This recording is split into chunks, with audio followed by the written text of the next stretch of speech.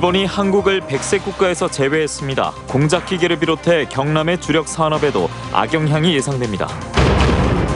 경남도의회 임시회에서 대일 수출 의존도가 높은 경남의 농수산물 수출에도 불똥이 튀지 않을까 우려하는 목소리가 나왔습니다.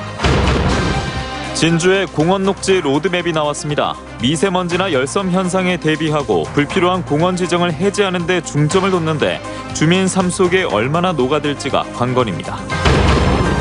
한국 GM 창원 공장이 비정규직 노동자들의 복직과 정규직 전환 문제를 외면하고 있습니다. 노동자들의 반발은 계속되고 있습니다. 계속해서 경남 소식 진주에서 전해드립니다. 일본이 한국을 백색 국가에서 제외하면서 경남 산업계도 우려 속에 상황을 예의주시하고 있습니다. 당장 눈에 보이는 피해는 없지만 공작기계 등 경남 주력 산업에 악영향이 예상됩니다. 신은정 기자입니다. 일본이 한국을 백색 국가에서 제외한 첫날, 당장 눈에 보이는 피해는 없었지만 경남 산업계의 긴장감은 커지고 있습니다. 가장 타격이 예상되는 건 공작기계입니다. 공작기계의 두뇌에 해당하는 핵심 부품인 수치 제어반의 90% 이상을 일본 수입에 의존하고 있기 때문입니다. 추가적으로 개별 품목을 지정할 경우에는 소재 산업 이런 부분이 집중되어 있는 창원, 경남 지역에 큰 영향을 미칠 것이다. 경남의 지난달 대일 수입액은 2억 1,800만 달러로 중국에 이어 두 번째로 높을 만큼 일본과 밀접한 관계를 지니고 있습니다. 때문에 전기차 배터리와 탄소 섬유 등 산업 전반에 대해 일본이 개별 허가라는 규제를 한다면 직간접적인 피해가 예상됩니다. 무엇보다 이번 조치로 산업계 전반의 불확실성이 계속되고 있어 조선업 불황으로 경기 침체에 빠진 경남 경제엔 악영향이 예상됩니다. 경남도는 도내 기업의 42%가 소재 부품 기업으로 일본의 영향을 많이 받을 수 있는 만큼 자금 지원과 세제 지원 등 시나리오별 대응책을 마련하고 있습니다. 소재 부품 장비 산업 상생 협의회를 운영하여 민관 산학의 협력 체계를 구축하고 수입 보존도가 높은 품목에 대한 국산화도 추진해 나갈 예정입니다. 일본이 추가 규제 카드를 언제 어떻게 들고 나올지 알 수 없어 경남 산업계의 긴장감은 갈수록 커지고 있습니다. MBC 뉴스 신은정입니다. 일본이 한국을 백색 국가에서 제외하면서 경남의 수출 전선에도 빨간불이 켜졌는데요. 오늘 열린 도의회 임시회에서 대일 수출 의존도가 높은 경남의 농수산물 수출에도 불똥이 튀지 않을까 우려하는 목소리가 나왔습니다. 또한 도지사와 교육감에 대한 쓴소리도 나왔습니다. 박종훈 기자입니다. 지난해 경남의 국가별 농축수산물 수출 실적입니다. 전체 수출 가운데 일본이 절반에 가까운 46%로 압도적인 편중 현상을 보였고 특히 파프리카와 토마토 등은 전체 수출 물량이 일본에 의존하고 있습니다. 일본이 우리나라를 백색 국가에서 제외하면서 직접 규제 대상은 아니지만 한일 갈등이 장기화되면 대일 의존도가 높은 농수산물 수출에도 불똥이 튀지 않을지 도내 농어민들이 촉각을 곤두세우고 있습니다. 이번 사태를 우리도의 농식품 수출 정책 전반을 재점검하는 기회로 활용하였으면 합니다. 대일 농산물 수출과 관련해서는 사소한 꼬투리를 잡는 일에 피해가 발생하지 않도록 사전에 농약 안전성 교육이나 위생 관리를 철저히 해서 실제로 일본 정부가 WTO의 후쿠시마산 수산물 수입 금지 분쟁 판결에서 우리나라에 패소한 뒤 지난 6월부터 한국산 넙치와 생식용 냉장 조개 등에 대한 검역을 강화하면서 이런 우려는 점점 커지고 있습니다. 이에 장기적으로 소재 부품 산업의 경우처럼 농수산물도 수출국을 다변화하고 다양한 가공 형태의 완제품을 생산해 판로를 넓혀 나가야 한다는 목소리가 공감대를 얻어가고 있습니다. 도의회 도정 질문에선 도지사와 교육감에 대한 쓴소리도 나왔습니다. 김윤철 의원은 도지사와 교육감의 직무 수행 지지도가 전국 하위권에 머물러 있는 것으로 조사됐다며 도정과 교육행정이 간과할 수 없는 수준이라고 꼬집었습니다. 우리 도민들께서 피부로 체감할 수 있는 변화에는 미흡했다라는 평가를 저 스스로도 하지 않을 수 없습니다. 이것이 도민들의 여론이기 때문에 겸허하게 받아들이면서 앞으로 경남 교육의 발전을 위해서 박정열 의원은 사천 김포 노선 간편 계획 철회와 국제공항 승격 등 사천공항 활성화 방안을 따져 물었고, 강철호 의원은 남해대학과 거창대학 통합 등 도립대학의 변화와 혁신을 위한 해결책 마련을 주문했습니다. MBC 뉴스 박종웅입니다. 경남교육청이 1910년 8월 29일 경술국치일의 아픈 역사를 기억하기 위해 내일 일선 학교에서 자율적으로 관련 교육을 실시할 것을 권고했다고 밝혔습니다.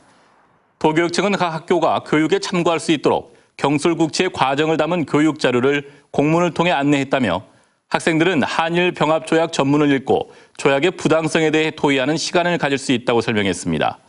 또 도교육청 소속 기관과 학교가 조기를 개항할 것도 주문했다고 덧붙였습니다.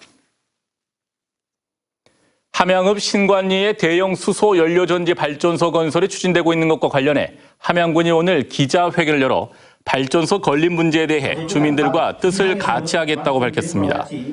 또 주민 의견 수렴 과정에서 나온 발전소 반대 의사와 우려를 지난 21일 산업자원부에 제출했다고 덧붙였습니다.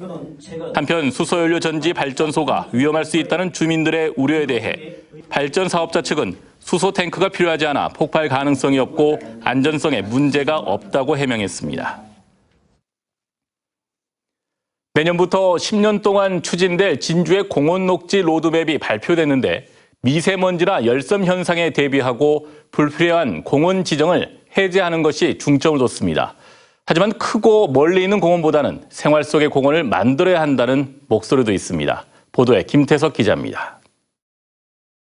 분지형 도시인 진주 외곽을 형성하고 있는 산림보전축과 녹지보전축, 그리고 남강을 따라 이어지는 수계 경관축을 유지하는 큰 틀은 변함이 없습니다.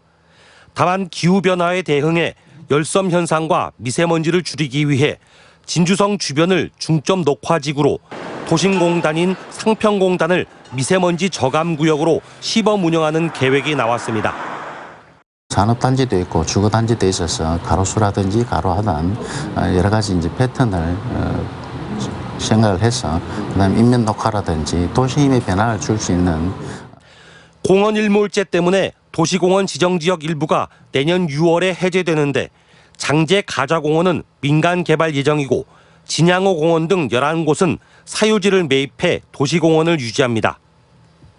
이곳을 비롯한 8곳은 도시공원 지정 해제를 검토할 예정입니다. 법적, 기술적, 환경적 문제로 도시공원 사업 시행이 곤란한 곳들입니다. 수변 파크웨이, 즉 남강 주변길과 보행자 전용 도로와 자전거 도로도 늘릴 계획인데, 자전거 전용 도로는 한 개 노선 4.8km에 불과해 아쉬움이 남습니다. 자전거 도로와 보행자 도로를 함께 만든다는 그런 구상이 있는데, 그 다니기가 아주 위험하거든요. 그래서 이번에 발표한 그 계획도 거기서 많이 벗어나지는 못한 것 같아요. 문제는 공원 녹지 조성이 얼마나 주민들의 삶 속에 녹아들 수 있을지입니다.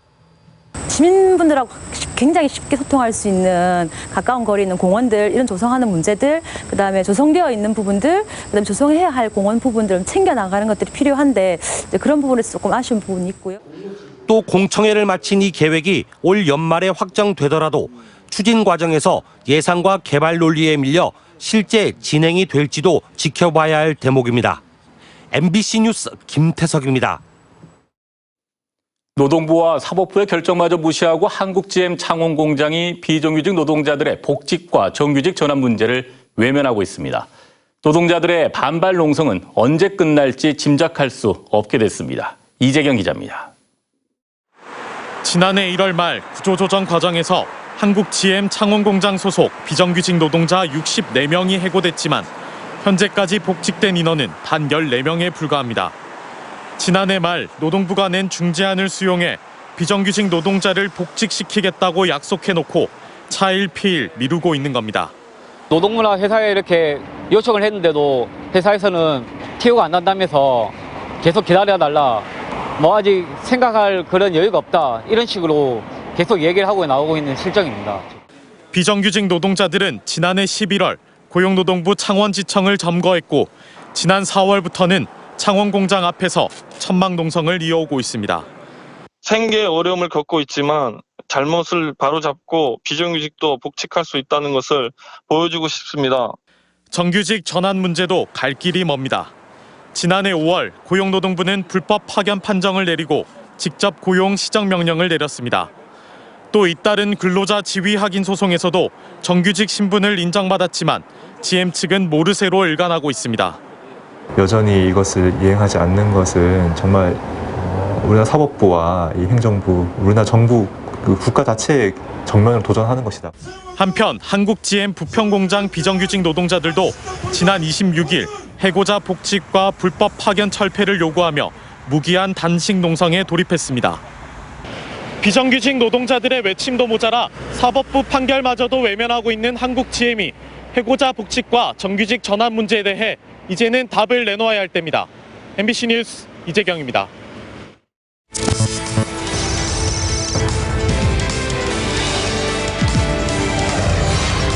현장에서 뵙겠습니다. 다음 소식입니다. 경남 해역에 발령됐던 고수온 특보가 어제 오후 2시부로 모두 해제됐습니다. 경남 해역의 고수온 특보는 지난달 29일 전 해역의 관심 단계를 시작으로 지난 13일 거제에 주의보로 확대 발령됐으며 특보 해제까지 모두 30일 동안 유지됐습니다. 경남의 고수온 피해 의심 신고는 어제까지 14호가 44만여 마리로 집계됐으며 다음 달 6일까지 피해 신고를 받아 합동 조사 후 폐사 원인에 대한 최종 결론을 내릴 예정입니다. 함양 국유림관리소가 벌초 성묘객들의 편의를 위해 출입을 통제하던 도내 8개 시군의 국유 임도 164km를 다음 달 22일까지 개방합니다. 함양 국유림관리소는 개방한 임도에는 좁은 구간과 급커브, 급경사가 많아 위험하다며 차량을 안전 운행하고 산림 훼손 행위는 하지 말 것을 당부했습니다. 서춘수 함양군수가 오늘 함양군청 광장에서 노 아베 일본의 과거사를 사죄하고 부당한 수출 규제를 철회하라는 팻말을 들고 일본 규탄 챌린지 릴레이에 동참했습니다. 서 군수는 일본이 오늘 한국의 백색 국가 제외를 강행한 건 명백한 경제 침략으로 하루빨리 철회해야 한다고 강조했습니다. 고 이성자 화백 작고 10주기를 맞아 귀천 지상에서 영혼으로 특별전이 오늘부터 10월 13일까지 하동 아트 갤러리에서 열립니다. 특별전은 그림과 도자기 29점을 선보입니다. 하동군은 어린 시절을 하동에서 보낸 이성자 화백과의 짧지만 소중한 인연을 기념하기 위해 특별전을 마련했다고 밝혔습니다. 제1기 진주시 여성 친화도시 시민참여단이 발대식을 열고 본격적인 활동에 들어갔습니다.